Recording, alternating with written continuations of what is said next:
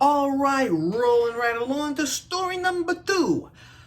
For the longest time now, the American military has been held almost sacrosanct, especially by the American right. I think up to the 70s, really, all Americans really looked up to and honored the military. It was seen as a very, not only a proud career, but as a proud institution, especially because of its scrappy beginnings. Remember, the American Army as it stands today is the descendant of a bunch of rabble, ragged, taggly colonists who call themselves the Continental Army to face off against the British. The American Navy started off as a couple of private ships that were, rum running, smuggling, and then harassing the bigger, professional British ships. The American Marines came about at the very beginning of the 19th century during the Tripoli War when we defeated the Barbary State pirates. So the idea that or at what point, what was the most powerful military force in the world came from such scrappy beginnings. It was like all of American history. From almost nothing, it blossomed into this. And that was a point of pride for everyone, regardless of whether you were a Republican or a Democrat. Again, until about the 70s, I would say, when the hippies and the Vietnam War protesters really started shifting the left on the idea of the military itself. Before the right, the military was still almost held in sacrosanct garb. And I think partially because a lot of people on the right either joined the military themselves or there was a military tradition in the family. Just speaking personally for myself, I know that this is true. My dad served in the Army. I had a myriad number of uncles who served in some different branches of the military. One of my grandfathers served in the Korean conflict. Another one of my grandfathers, my other grandfather, I guess. I don't have 3 or 4. They don't come in 4 of a kind, I'm sorry to say. My other grandfather was a World War II veteran. And I have a great-grandfather who was part of the American Army during World War I, who was part of the American invasion force to help end all of that back in 1917. So, that is, something, not boasting or anything, but that is sort of a neat thing, just for me personally, that I have direct ancestors, a direct ancestral line to the 2 great conflicts of the 20th century, World War II and World War I. And according to family lore, there were ancestors that even served in the Continental Army during the American Revolution, and also some on both sides of the Civil War, actually. I had ancestors that wore the blue and the gray. So, military, great thing. Everyone, especially in the Rust Belt and in the South, they cheer for the military, etc.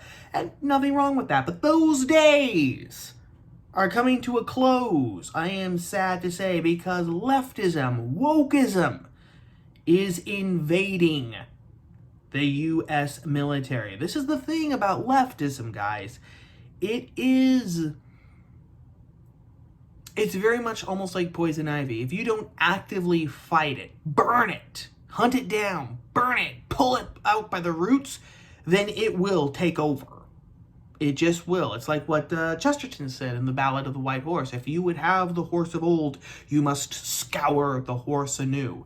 And there have been rumblings about this for some time. What was it? 2019. I think it might have been 2019. There was a story that the Navy base in Annapolis, Maryland, that the chapel there, or one of the chapels, was actually going to start being open to satanic rituals to accommodate those Navy men who professed that Satanism was their religion. So in the same chapel where you had Jewish services, Christian services, Protestant, Catholic, Orthodox, all of these religious services of whatever stripe, whether they were Jewish or Islamic or Christian, they were also going to be sharing space with Satanists.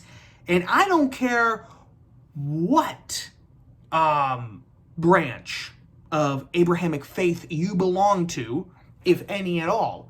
Even if you're just a decent person, it could be as atheist as Bernard Shaw. I'll give you a prominent, actually intellectual atheist, and not say Christopher Hitchens or Sam Harris or one of these contemporary guys.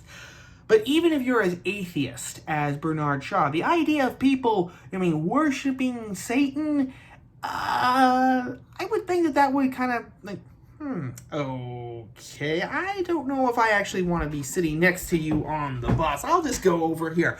So, we've had inklings of this for a while, and now comes the hammer drop. That's really the thing about the Biden administration, I think. All the things that were creeping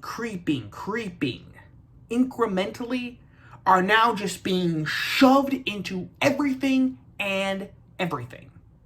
And the military now is no different. From Fox News, headline, Pentagon orders stand down across the military to investigate extremism in the ranks. Defense Secretary Lloyd Austin, who, did you know, is the first black Secretary of Defense. What a historic moment. Issued a stand down for the next 60 days. This is from the actual story.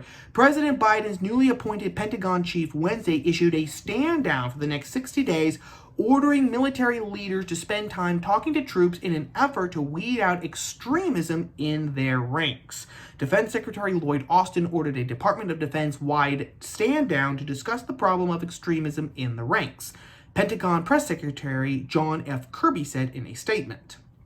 The stand down will occur over the next 60 days, Kirby said, allowing that each service, each command, and each unit can take the time out to have these needed discussions with the men and women of the force. Training materials will be developed and sent out to units so they can have discussions about the issue.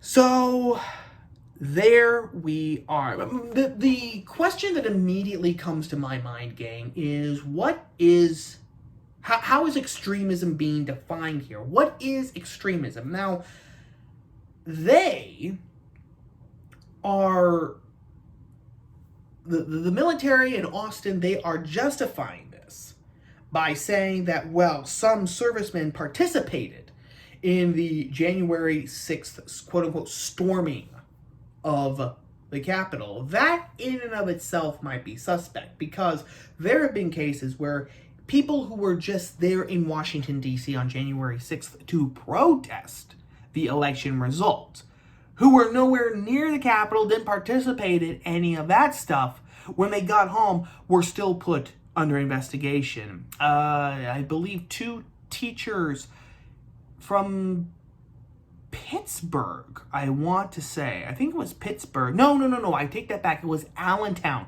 Pennsylvania. 2 teachers from Allentown, Pennsylvania were put on suspension, basically, as the school district investigated them.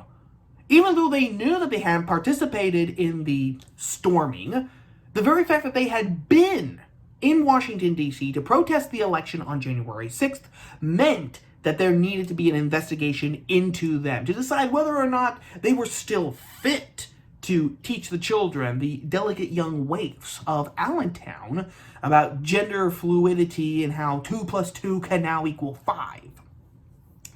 That's my first question, because extremism, it's becoming a very spongy word, gang. It's becoming a very, very spongy word that can mean whatever the ruling castes want it to mean.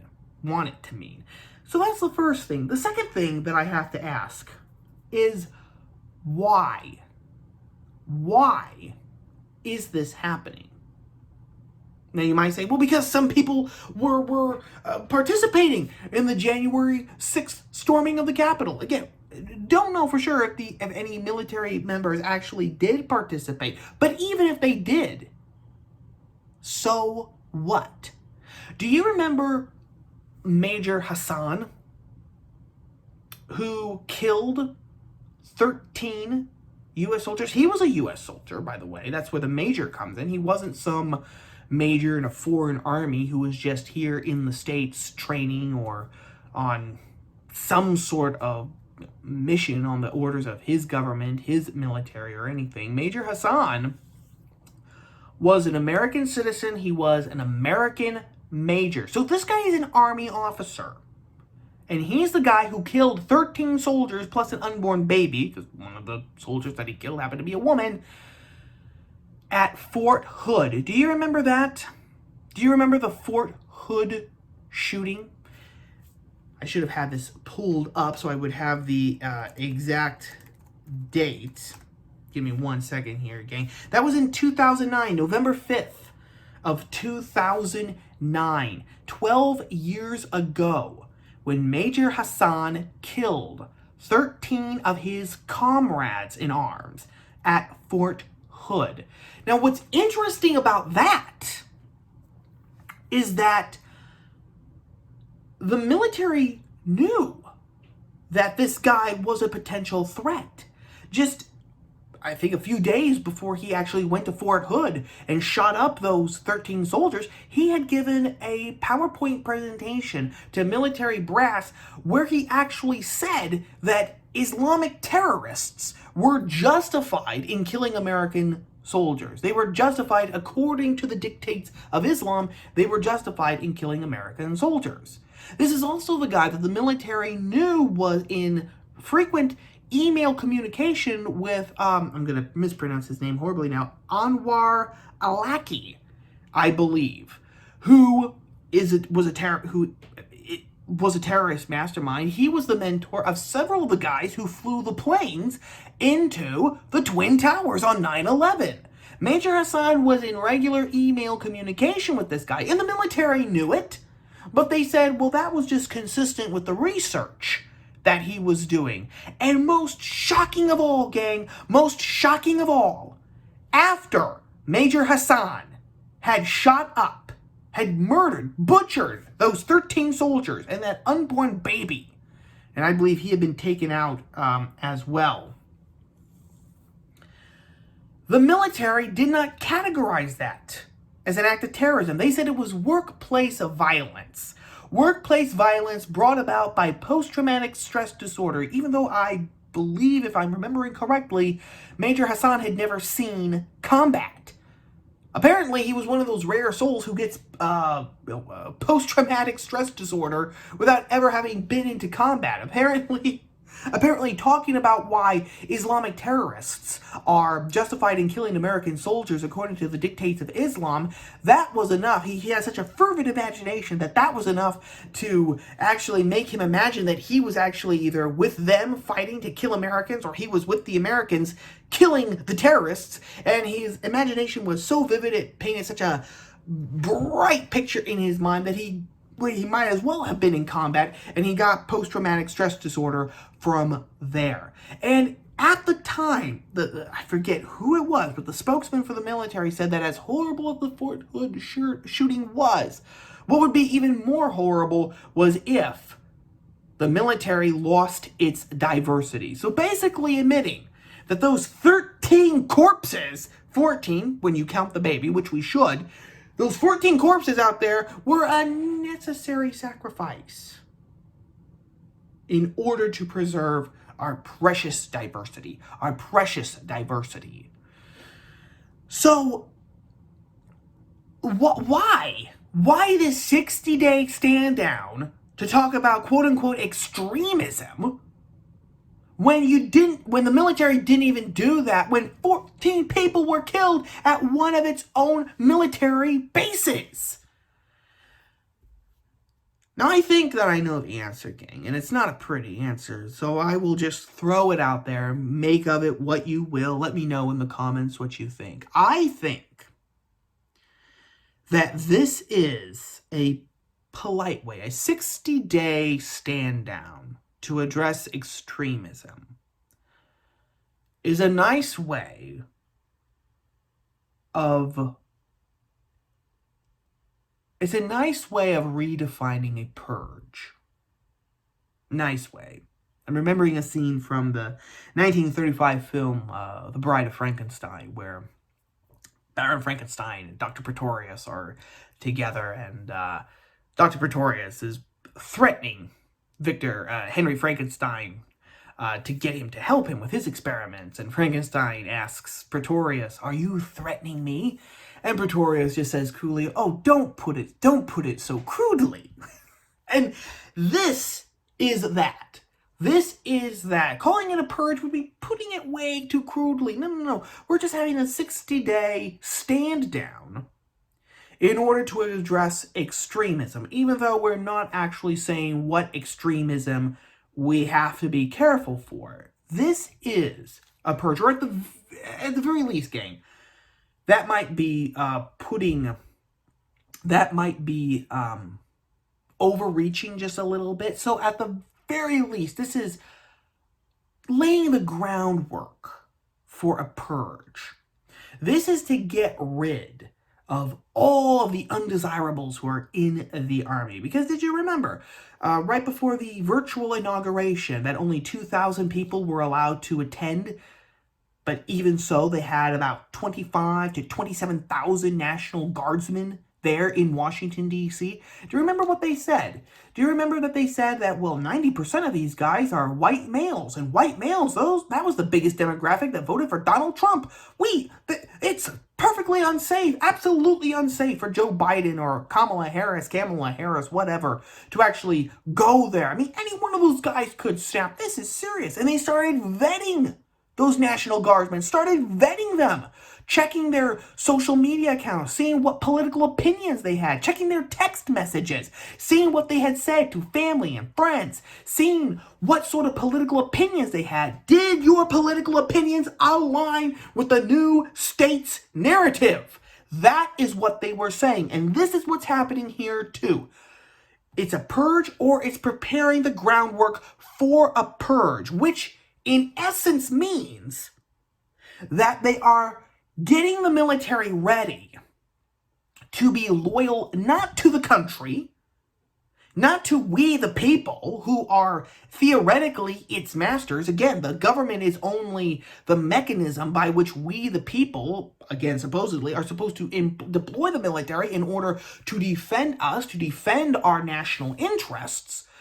But instead, they are going to make every single branch of the military subservient and obedient to wokeism, to critical theories of all shades and stripes. That is what this is about. Which is double bad news for us, because at the same time that this is happening, at the same time that Lloyd Austin, our new defense secretary, is saying that there has to be a 60-day stand down to combat extremism in the ranks, the Chinese military has now proposed a new dictate. Actually, it's not even the Chinese military, it's just the Chinese government itself. The Chinese government says that young boys are becoming too feminized in Chinese culture. And so they are proposing a new mandatory school program just for boys that will, toughen them up, make them more masculine, i.e. make them, deadly killing machines for when, or, whatever is their lot in life, whenever the bullets start flying between China and the rest of the world, which will probably start happening, sometime in the near future. And the contrast could not be more stark. Because you see, the Chinese, for as evil, totalitarian, tyrannical, brutal that they are, the Chinese government understands that strength comes from reality. Strength comes from reality. They understand that women are women and boys are boys. They understand that, I should have said, girls are girls, boys are boys. And that girls become women, boys become men, and the two sexes are different and serve different functions, different ends in a sense, in the culture, social, and civilizational spheres. They understand that. And they understand that by acknowledging that, embracing that, running with that, they are going to stay strong. Meanwhile, over here, you have, oh yes, people, men who think they're women, women who think they're men. They can totally join the military. Absolutely no marks against them, and you have to treat them as the gender, quote unquote, that they claim that they are. So you could have a woman in with a unit of all other men. And since the chain is no stronger than its weakest link, guess what? All of their lives now depend on her simply because she wanted to join the military and she thinks that she's a man. That's it. And